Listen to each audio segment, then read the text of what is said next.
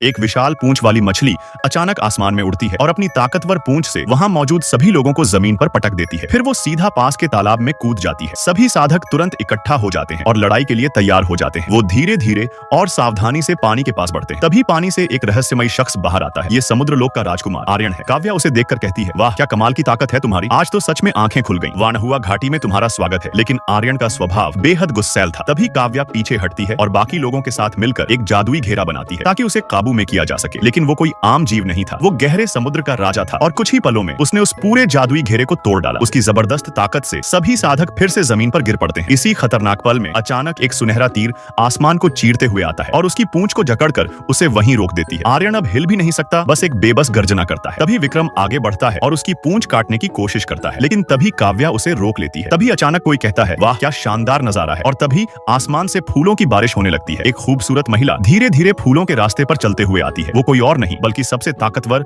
और रहस्यमयी शासक राजकुमारी श्रेया है। उसकी खूबसूरती और रुतबा ऐसा है कि घाटी का हर इंसान उसके सामने झुक जाता है, और वो यहाँ सिर्फ एक ही वजह से आई है, आर्यन को काबू में करने के लिए। दरअसल कुछ दिन पहले जब वो समुद्र लोक गई थी, तब आर्यन ने उसके एक शिष्य को घायल कर दिया था। राजकुमारी श्रेया मानती है कि इस दुनिया में हर किसी को उसके आगे झुकना चाहिए, और आर्यन भी इसका अपवाद नहीं है। इसलिए उसने आदेश दिया कि घाटी के लोग उसे काबू में करें। अब सवाल था, ये काम कौन करेगा? विक्रम तुरंत तैयार हो जाता है उसकी सेवा के लिए, लेकिन उसे ये नहीं पता था कि शर्तें क्या हैं। राजकुमारी श्रेया की 3 खतरनाक इच्छाएं थी। पहली, आर्यन इंसानों की भाषा बोले और उसके सामने झुके। दूसरी, वो अपनी पूंछ काट दे ताकि वो कभी समुद्र में वापस न जा सके। और तीसरी, वो अपनी मणि उसे सौंप दे। ये सुनकर सब हैरान रह जाते हैं, क्योंकि पूंछ और मणि आर्यन के लिए उसकी जान से भी ज्यादा कीमती है। ये काम करना लगभग नामुमकिन था, लेकिन राजकुमारी के डर से विक्रम मजबूरी में हाँ कर देता है और साथ ही एक इनाम भी मांग लेता है, जिसे वो तुरंत मान जाती है। तभी काव्या वहाँ पहुँचती है और खुद इस मिशन का हिस्सा बनने की पेशकश करती है। हालांकि एक अधिकारी इसका विरोध करता है और उसे हटाने की कोशिश करता है, लेकिन काव्या सबके सामने वादा करती है कि वो आर्यन को जबरदस्ती नहीं बल्कि उसकी मर्जी से झुकाएगी। उसकी ये बात सुनकर राजकुमारी मुस्कुराती है, क्योंकि उसे लंबे समय बाद कोई इतना बेखौफ इंसान मिला था। वो दोनों को एक चैलेंज देती है, एक शरीर को काबू करेगा और दूसरा उसके दिल को। जो पहले सफल होगा उसे इनाम मिलेगा। उधर आर्यन को एक गुफा में कैद कर दिया जाता है, जहाँ उस पर जादुई बंधन लगा दिए जाते हैं ताकि उसके लोग उसे ढूंढ न सके। विक्रम उसे समझाता है कि अगर वो झुक जाए तो उसकी सजा कम हो सकती है, लेकिन आर्यन बहुत जिद्दी था, इसलिए उस पर बिजली गिराई जाती है। भले ही उसका शरीर जख्मों से भर जाता है, लेकिन वो फिर भी हार नहीं मानता। विक्रम समझ जाता है कि ये आसान नहीं होगा और वो वहाँ से चला जाता है। फिर काव्या अकेले उससे मिलने आती है। उसे देखते ही आर्यन गुस्से से गरजता है, लेकिन काव्या शांत रहती है और कहती है कि वो उसे नुकसान नहीं पहुंचाएगी। वो बताती है कि वो मजबूरी में ये सब कर रही है, और अगर दोनों एक दूसरे पर भरोसा करें तो शायद वो इस मुश्किल से निकल सकते हैं। उसका भरोसा जीतने के लिए वो उसके जख्मों पर मरहम लगाती है, उसे नए कपड़े देती है और यहाँ तक कि उसके शरीर में फंसा उस सुनहरे तीर को निकालने की बात भी करती है। आर्यन हैरान रह जाता है, क्या ये सच में ऐसा करेगी? आगे की कहानी जानने के हमारे चैनल को सब्सक्राइब करें।